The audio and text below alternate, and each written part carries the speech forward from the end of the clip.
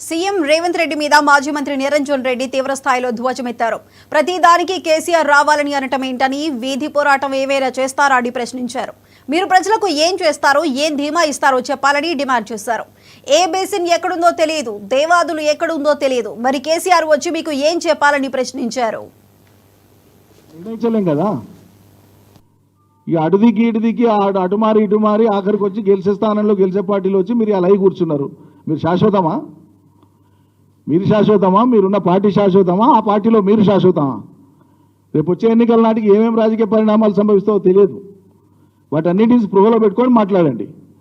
ఇక ప్రతిదానికి కేసీఆర్ రావాలని కాలుతోడు ఇదేంటి స్ట్రీట్ ఫైట్ చేస్తావా? నాకు అర్థం కాదు.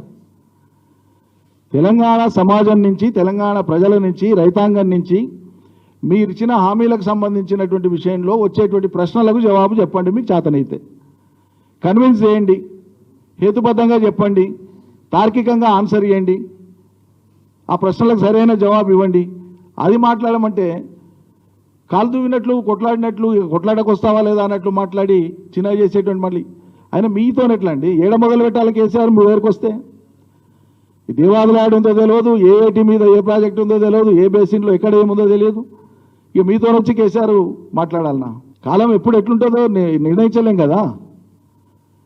ఇక అటుదికి ఇటుదికి అటుమారి ఇటుమారి ఆఖరికి వచ్చి గెలిచే స్థానంలో గెలిచే పార్టీలో వచ్చి మీరు